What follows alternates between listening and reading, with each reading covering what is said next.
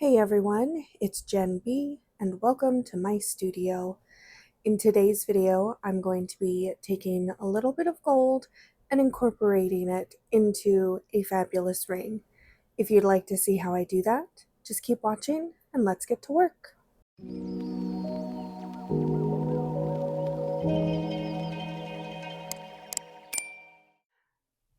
All right, before I get into the footage of me making this lovely ring, I just want to take a quick moment to let everyone know that this design is not my design.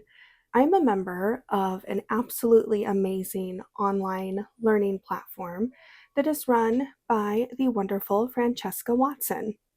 She is an amazing metalsmith and teacher, and her online group has a plethora of information and classes that are geared towards those who want to learn metalsmithing or who want to learn new skills in their metalsmithing journey.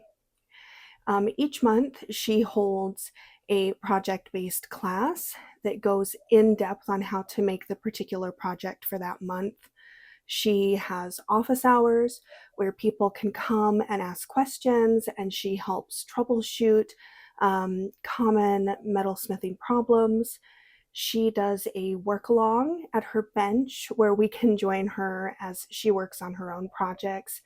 She does stone sales, vendor discounts.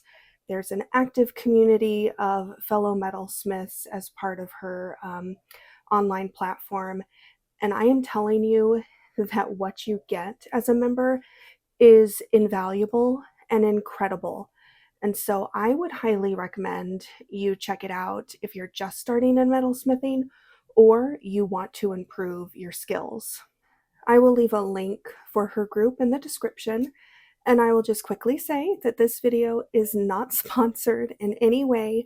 I am just a fangirl that Francesca doesn't know she has, and I find her group really invaluable to my personal journey as a silversmith.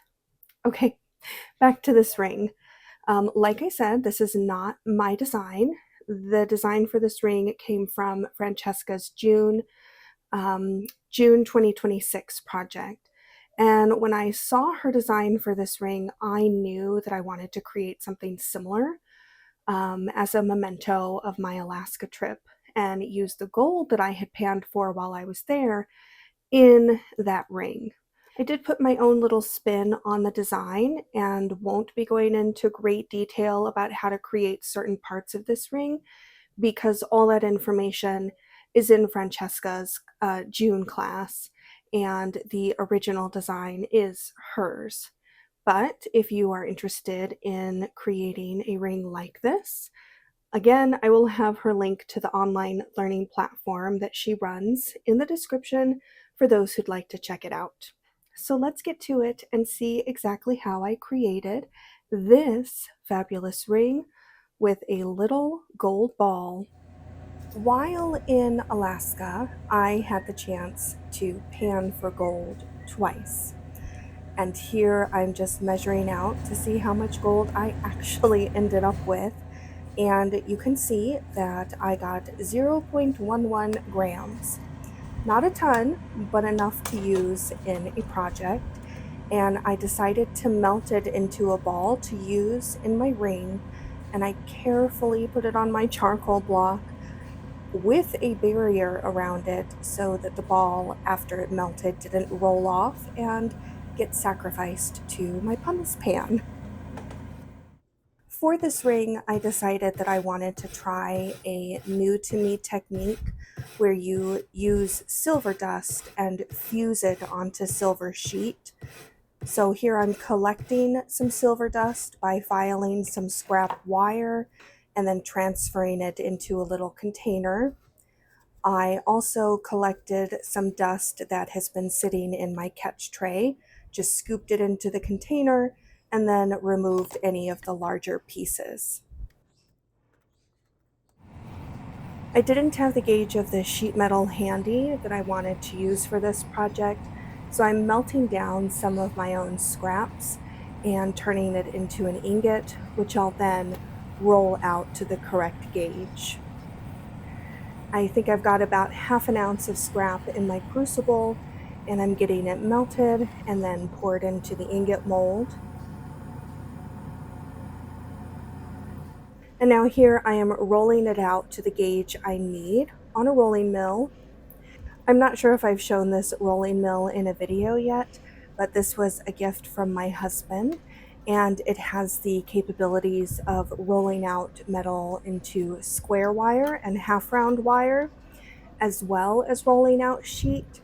And I'm really happy to have added it to my studio. Once I've got the sheet rolled to about a 20 gauge, I'll stop rolling and then move on to the fusing part. I'm getting prepared to fuse the silver dust by adding the dust to the sheet that I rolled out.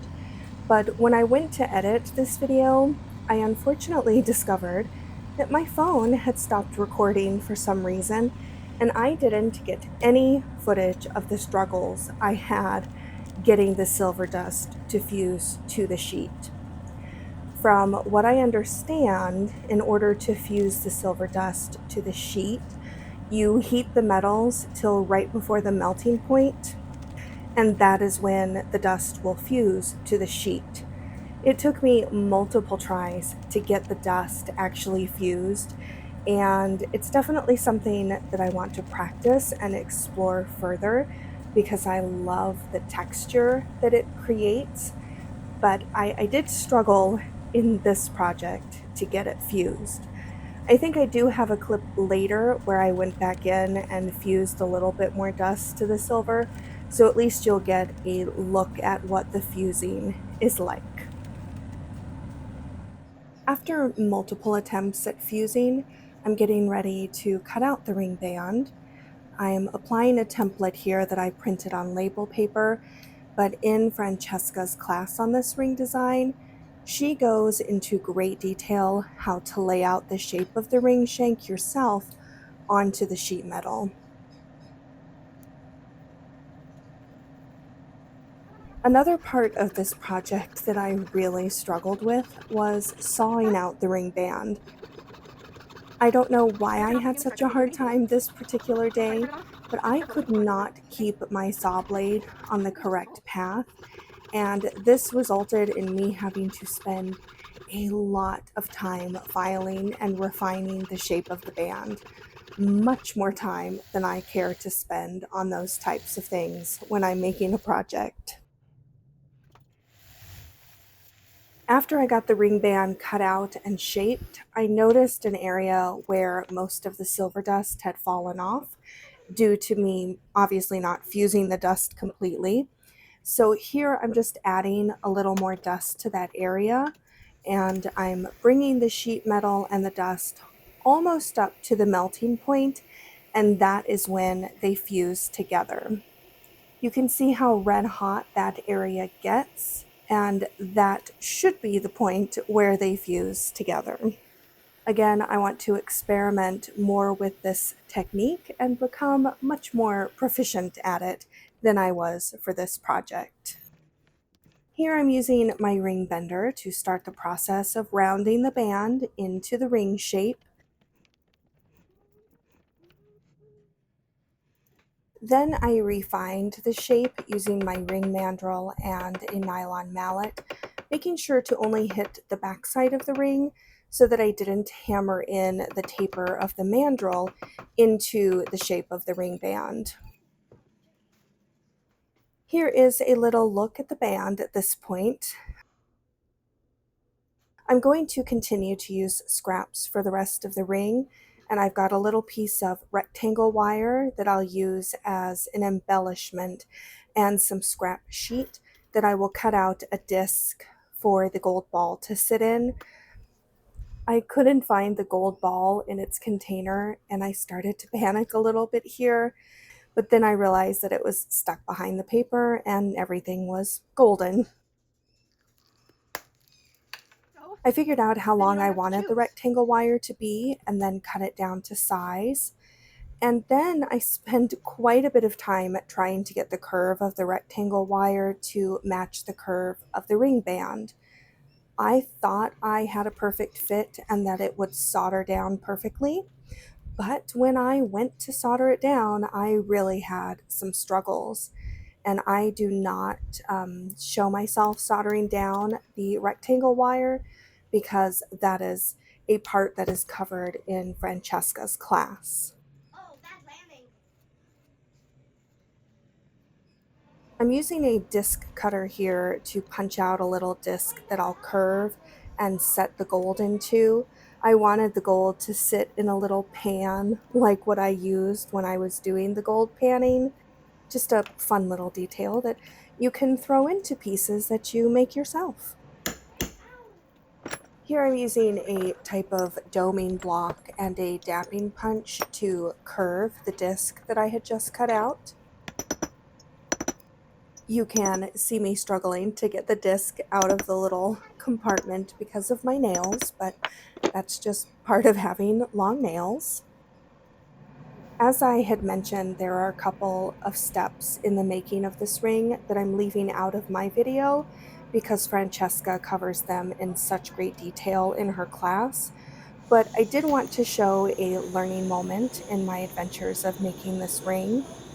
I keep seeing other metalsmiths talk about how Oh, you bet wonderful you and are. quick stick soldering is, so I thought this would be a great chance to practice it. While I did successfully get the two pieces soldered together, I found this method of getting solder into place really kind of messy and unreliable for me. It resulted in me having to spend way too much time cleaning up excess solder.